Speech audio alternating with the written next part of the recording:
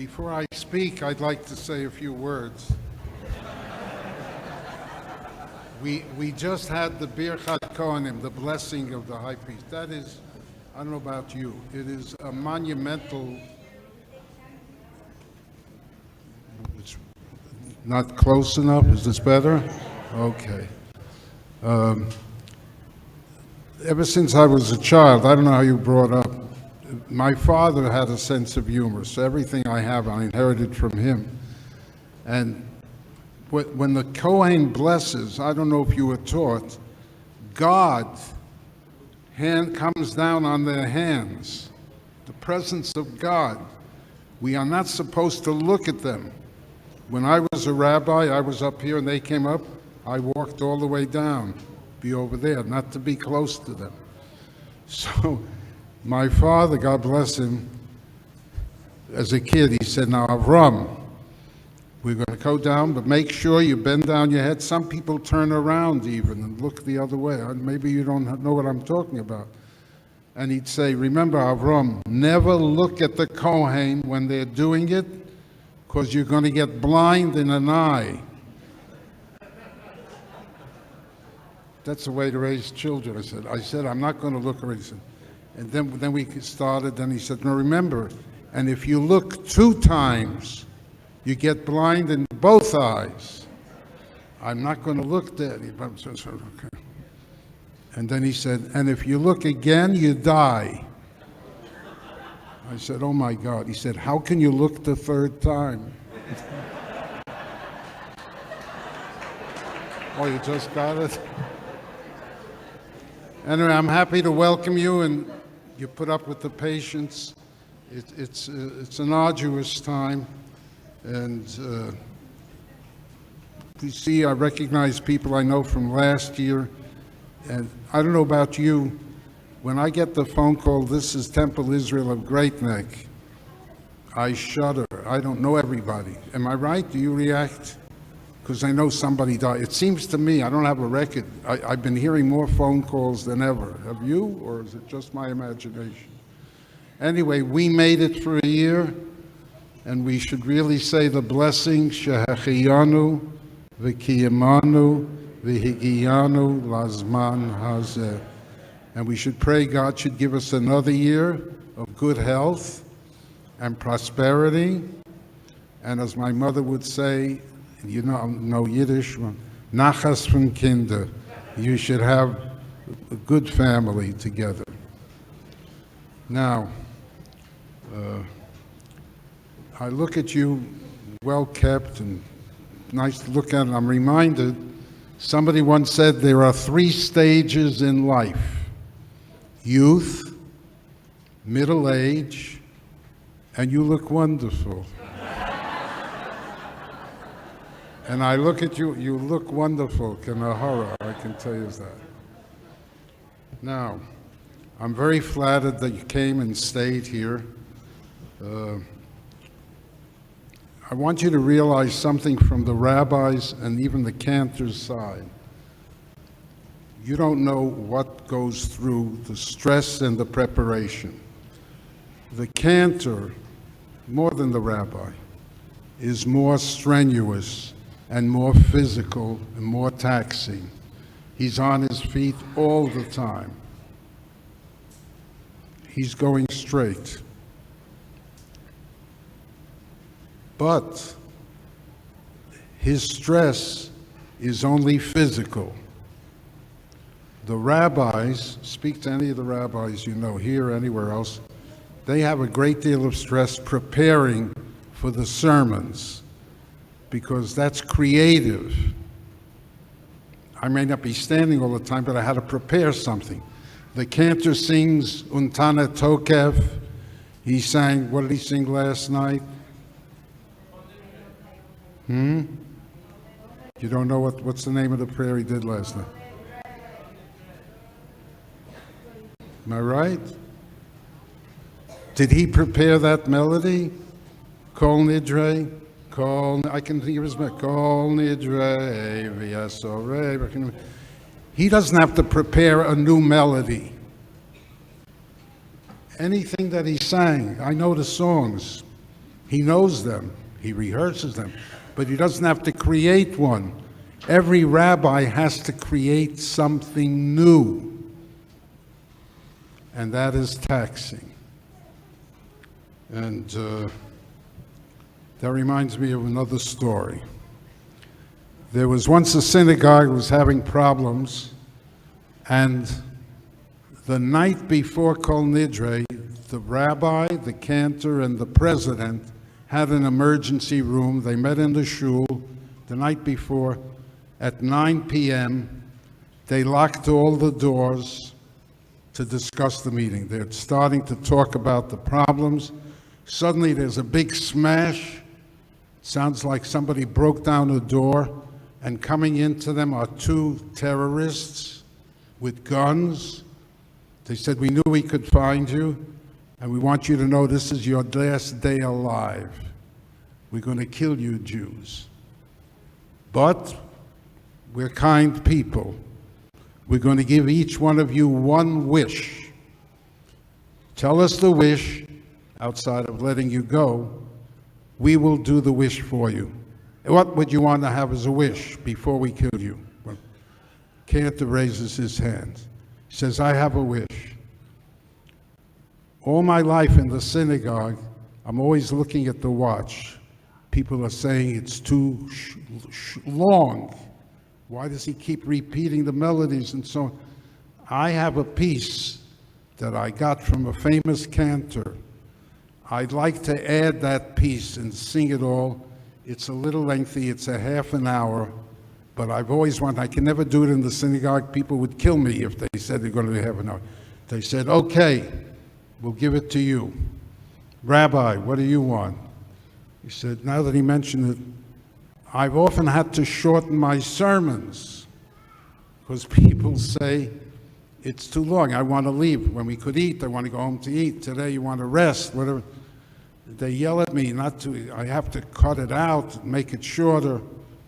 He said, "I'd like to do this, a piece that I haven't been able to do it. I've tested it at home.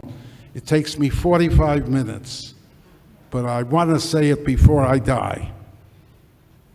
"Granted, we'll do it." Then he speaks to the president. He says, "What is your wish? Please kill me first."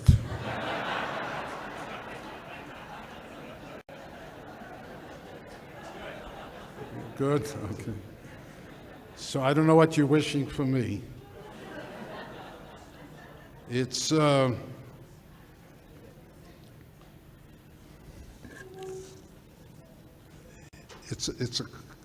time to speak about Yom Kippur. What does the word Yom Kippur mean? Day of, a very fancy English word. I don't know if you know what it means. Atonement. You know what atonement is? They must teach you that in graduate school or something. Atonement means forgiveness.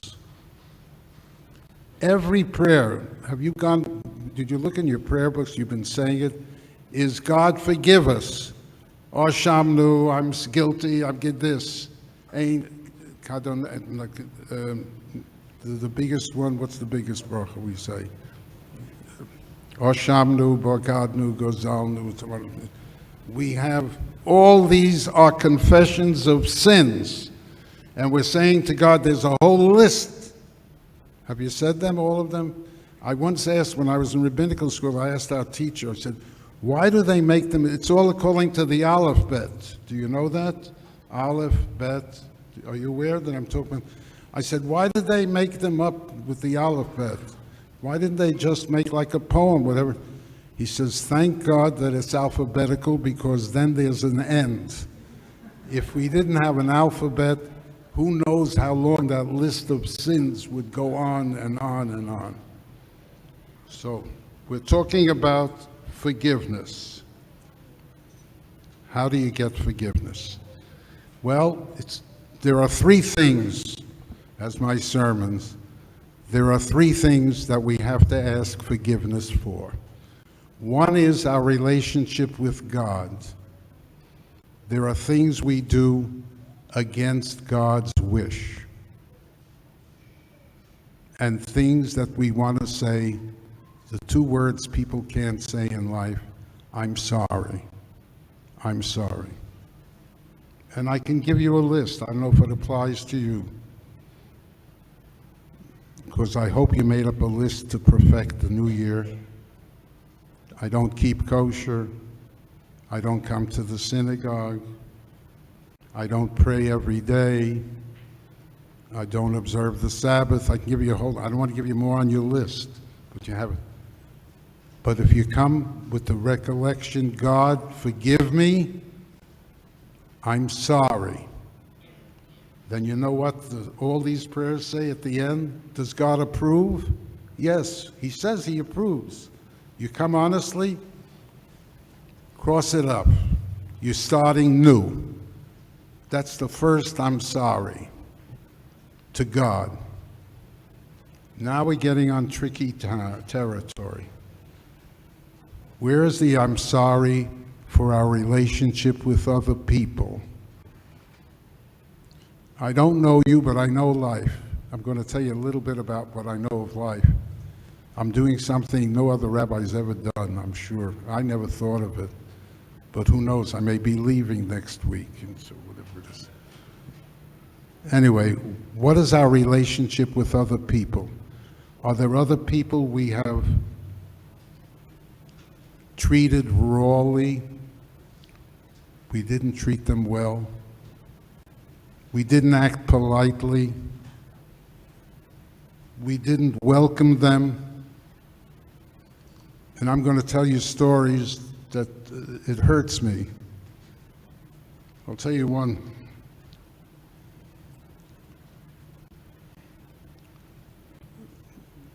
This happened some years ago. One of the things, and I'm retired from my congregation, so I'm open. Sometimes funeral chapels call me to do a funeral. You know, the family doesn't have a rabbi, I'm available. And I do it. And I'm pretty good at it, because I'm kind and sensitive and insightful. No, that's what people say. I'm just repeating what people say. So always, not only this funeral chapel, other chapel, I say, when's the funeral? Thursday? What time? 11 o'clock. Where is it? It's here at the chapel. I don't want to mention the chapel. And who died? Give me her name, so-and-so and so-and-so. How old was she? Yes. Who are there are two daughters, Judy something and Susan something. I said, okay, give me their phone number. I always call them up before the funeral to get information. He said, no, it's a small group. You'll speak to them when you come to the chapel. I said, no, I like to talk in advance so that I know. No, you can wait when you come there. It's all right. I sort of smelled something's wrong. So I come to the place. It's 11 o'clock. I come there at 10:15. I got to meet to Judy and Susan. So I come in, and I look, and I said, where, you know, they have a room where you visit. You've gone to cemetery, funerals, chapels. You go in, where's the room where they are? Judy is in this room, and Susan is upstairs in the other room.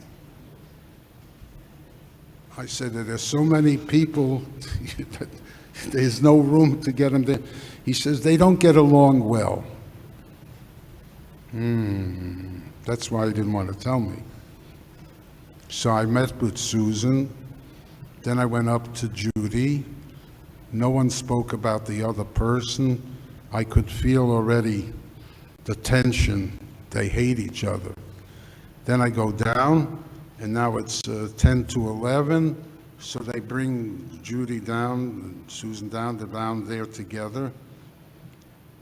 You know, I do Kriya, you know, you tear the clothes. Each one wanted to be in a separate room to do that. She came down, one had a little girl, like a little boy's age, like that. And then the other woman came, had another little girl, same time. So this one runs over to see the other kid. And she runs over, grabs him, and says, come away, you can't play with her. Pulls her away. And then we go into the funeral chapel. You've gone to the funeral. Judy is sitting here with her people, and whatever the other one's name is sitting here with her people. Can you imagine doing a funeral like that? And I'll tell you what I would have done, but they'd kill me. I knew exactly what I was going to say. One sentence. I know you're grieving over the loss of your mother. What would your mother say if she could come back to life for 5 minutes? Anybody know what she would say? Hello, am I wrong? She would have said, my children, the best gift you can give me is make shalom. Am I right? I didn't say it, they'll kill me. I'm only hired for that. But I never forgot it. There are people probably here who have bad relationships with a brother, with a sister. I've had cases, grandchildren and grandparents, they don't talk to each other. It breaks my heart. It really does. That's the second I am sorry for Yom Kippur. Tonight, you're going to run home to eat. After you eat, call up that one person you know that you don't have a relationship with and make shalom and call them up and say, I'm sorry for what I've done in the past. I want to start a new life together with you. I would ask you to raise your hands, but I don't want to embarrass you. Do that. That's the second I'm sorry. The I'm sorry for people that I deal with. The third I'm sorry is to myself. I haven't taken care of myself. Now, I'm not boasting or anything. My children will attest to this, and it's true. I started working 2 years ago. I think it was 2 years ago. I was in the hospital 3 times, 3 weeks between each one, and each one was for a different cause. Very bad. You know, Gomel, you bench Gomel. You know what I'm talking? If you haven't, I said 3 times I pressed Gomel, and I made it. And I said, that's enough. I'm going to make peace with myself. And I'll tell you now, you're not going to believe it. It's true. What I've done now for over a year, I hear a Talmud class every morning at 8:30 a.m. On Monday, I go to Tai Chi. Not that I understand it yet. Tuesday and Wednesday, I go to another one that has weightlifting and I do that. And then in my building, they just gave us a nice gym. So in between Wednesday and Friday, if I don't forget to do it, I go to the gym and I work out myself. I can't believe this is me. I've affected my appetite. Up till 2 years ago, I'm diabetes 2, and anybody who's had it, I take the pills, 1 in the morning, 1 at night, 500 milligrams and so on. I am off diabetes for the last year. No pills. That's pretty good. No, I'm not boasting, I'm just telling you that's the fact. And my children know it. Miriam, say it right. Say it right? Yeah, okay, good. I wanted to say. And they're very proud of me. My daughters are too proud of me. The trouble is they call me up every day. What am I eating? What am I doing? By the way, I now do cooking. I make delicious eggplant, not Parmesan, eggplant ratatouille. I make it. I live alone. So I did it. So I feel that I gave the I'm sorry to the third part in life. And that's the message that I hold out to you. To say I'm sorry, we've said already so many al-khaits and so on, but take care of your relationship with other people. and then do the same thing with yourself. And now I'm going to take up something that I guess I've never done and no rabbi has ever done. Is it too long, or you got a little more time? Okay, I'll give you a quickie.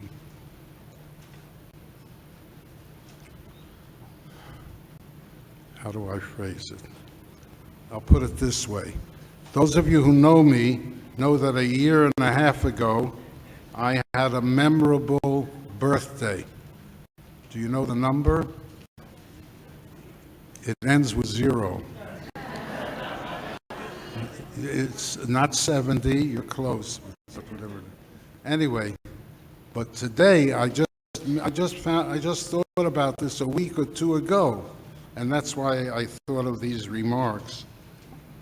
How many years do you think that I have been a rabbi? Make a guess. From the time I became a rabbi, naturally I was ordained when I was only 5 years old. Could you make a round number? How much? 60? 7? 65. 65. I came in at 5 years old. I told you that's nothing to do. Do you realize what I'm saying? I was a rabbi for 65 years. Do you know, well, do you know, I can't guess, how many weddings I did, how many funerals, unveilings, bar mitzvahs, I don't have records, conversions, hundreds. And I always troubled me, did I always handle them right? Do you know what I mean? Because I'm sensitive to people's feelings and so on.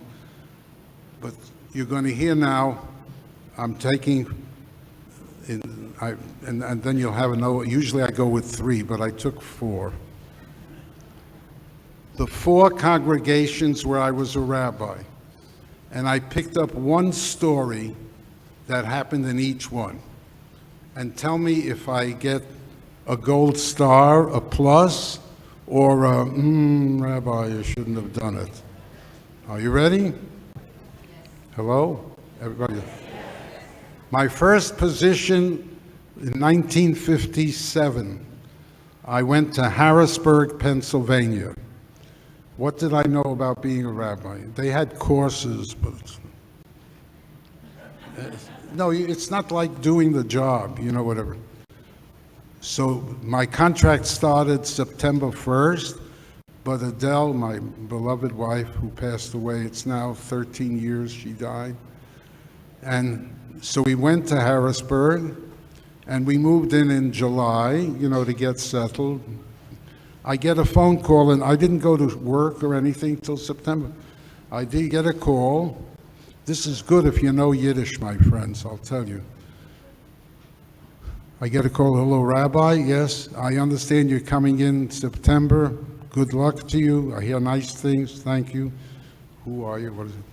I wanted to talk to you because my wife and I are having a baby. I said, you mean your wife is having a baby? Okay, good. He said, and I wanted to talk to you about the baby naming and what's involved. So I had nothing. I said, come over to my apartment tomorrow. What do you want? Tomorrow, 2 o'clock. So come. They came, nice young couple. And I said, when is it due? And it was in, I don't know, September, October, whatever the day. I said, okay, what, do you know the name that you're going to pick? Just for my record, I'll get you a certificate and stuff. So he gave me a name in English. I said, but the main thing is the Jewish name. Oh, it was her father. It was a boy. It was a baby boy. I said, okay.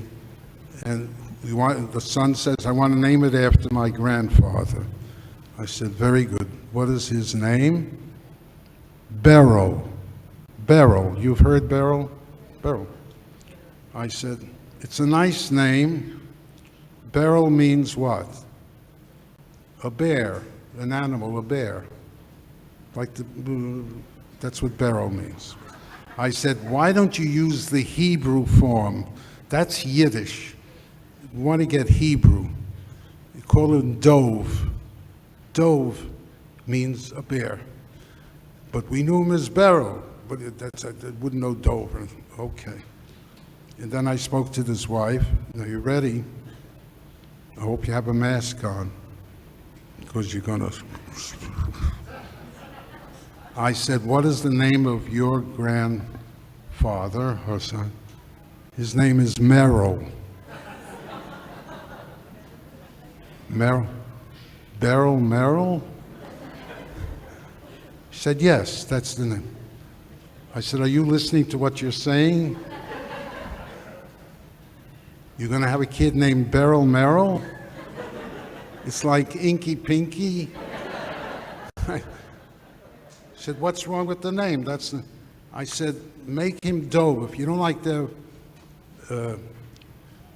no, it wasn't Merrill, excuse me. I made it wrong. It was Schmerl. Because Merrill is a Jewish woman's name. Schmerl, Beryl Schmerl was what the name they wanted. I said Schmerl in Hebrew was Shmaryahu, which is a beautiful word, means God is with you, he's protecting you. So make it Beryl Shmaryahu, or make it Dove, and not two doesn't go together. She said, but these are our grandparents. That's the names we know from them. I said, but they're going to be called to the Torah, Yamod, Beryl, Shmerel. I said, that's not an appropriate name. This is true. I'm going to tell you only true stories. I don't want to, Yom Kippur, I don't want to be lying. So they said, no, it's got to be that. And then I thought for a few minutes, this is true. Because I was thinking, one day he'll be going to Hebrew school, and the teachers say, what's the name? Beryl Schmerel? And the first thought they're going to say is, how did they ever give that name? And I said to them, I'm telling you the truth, I said, I cannot name a baby that name. It would torment me all my life. No, this is true. She said, what do you mean you're not going to name it? You're the rabbi. We're going to bring it in to be named. I said, I won't do it. He picked up the papers, said goodbye, and he left. That evening, I got a call from whom? The president. He said, Rabbi, you've set a record. Yeah, that's my first, I started to tell him, he says, he knows the family. That's my first act. They've resigned from the temple. And you haven't even started here till September. And I started to tell him, he said, but that's what they want. And I said, I can't be part of it. And they resigned. Fortunately, I still had my contract. I had just started. Question, did I do the right thing or the wrong thing? What would you have done, Rabbi? Don't answer me now. Next case. After I did Harrisburg, are you interested? Yeah. No rabbi's going to have this material. After that, oh good, you have time for class. I volunteered. They had a shortage of chaplains in the military. And I volunteered. Chaplains, by the way, by law, military chaplains can never be drafted. Any chaplain you ever see volunteered. So I volunteered. We had just gotten married. We had no children. So I said, let me give them 2 years to America. I'm very patriotic. My daughter will tell to you, when I got out of the Army, wherever I stayed, the first thing I bought was a flag, which we hung outside our house. And my daughter is here, she'll testify. They were always off on legal holidays. They were off. I would go up and wake them up at 8 o'clock in the morning or 9:30 with their jammies. I said, come down. Right, Miriam? She's shaking her head. And she said, then we said a Pledge of Allegiance, and we said, God bless America, or whatever we said. And I said, now you can go back to bed. And I discovered, I never knew, she did that at home when she got married. I'm very proud of that. Now, what's the story in the Army? This is a case. I was stationed, I could boast for an hour, I got the most important job that any military chaplain has in the U.S. Army, and that was to be in Fort Dix, New Jersey, because every New Yorker or New Jersey or Philadelphian has to come to Fort Dix to get training, basic training, which means I had all the Jews from New York, Philadelphia, and that means all the mothers of the children. I can tell you. Anyway, I had a chapel, and the chapel was shared with a Catholic priest, and every day I would sit there, he would sit there, we wouldn't go in or whatever it is. But Friday afternoon, I had my assistant, we'd hang up a Jewish star, I had an ark for the Torah, and we had the prayer books, and then we had those who came, and then we had Saturday afternoon, I got some food for them. Saturday afternoon, evening, everything was taken apart, and then he came and he put up the crucifix, and Sunday he did the church. And we were friends. All right, here's the case. Tell me what you do. He calls me up. No, he doesn't call me up. He comes Saturday to services at 10 o'clock in the morning. He never comes. I said, what are you doing? It's an emergency. I said, okay, I'll finish. I finished up. I said, what's the story? He said, you got to help me out. What's the problem? Well, are you ready? Anybody know about the Catholic Church, what they do? What do they give them when they take a wafer, correct? And what does he do? He drinks the wine, which changes into the body, the blood of Jesus, and that explains into the thing. He said, very good. He said, I store my wine and my, whatever you call them, vapor, whatever it is, I store it at the other chapel so that all the priests can keep their stuff there. So I went there today to get in. I don't have a key to that chapel. And the chaplain, the priest who's there, his mother died and he left last night in Chicago. He can't get in to get the wine and the wafers. So why are you talking to me? He said, could you give me a bottle of your wine and a box of matzah? Because matzah was originally used by the church before they used wafers. That's what, in Jesus' time, they had matzah. So the question is, I'm going to give him my matzah, which he's going to be using for and the wine is going to, am I allowed to do that? Would you do it? Would you lend your things to be used and converted? How's that for a question? The law says you're not permitted to give anything that's going to be used for idolatry. The question is that idolatry? Is Christianity idolatry or not? So the answer is there are too many opinions. And I followed the opinion of the great Rambam Maimonides. Maimonides says they are not idolaters. So using that, I said, take it on 2 conditions. 1, if there's anything left over, I don't want it. And 2, don't tell anybody where you got it. Did I do the right thing? Oh, everybody's so sure. If you're thinking about giving it to the church to do, you get different thoughts. Next case. After that, I went, maybe I'll only give you 3 cases. Which one should I give? Oh, here's one that happened. In my synagogue, I don't want to say it because they're local people. I'll put it on another one. In Utica, New York. I was in Utica. There they had a standard. Oh, no, I'll give you this one. It's easy.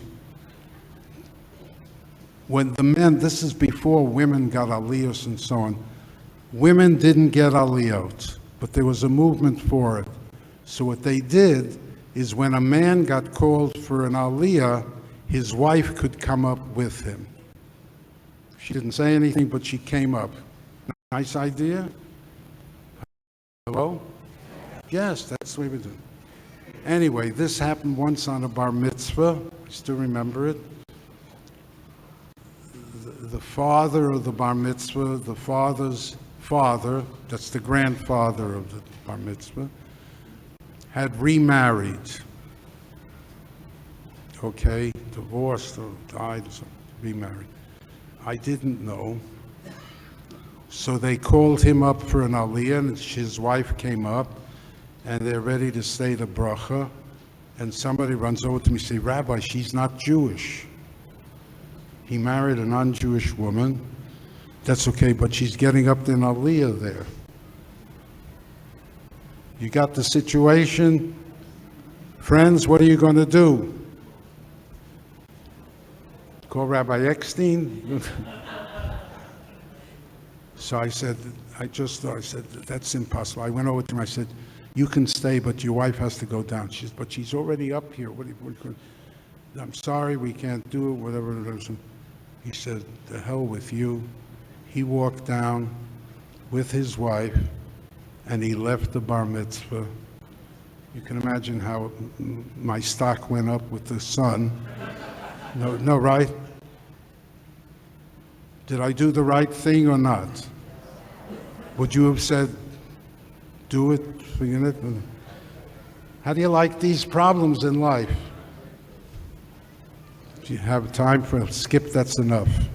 I have another one also. So I look at my life, and I get some good pluses also in life. The main thing is to work on yourself.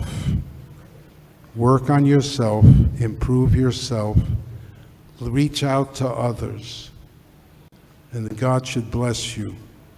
And may we meet only at happy occasions. Amen.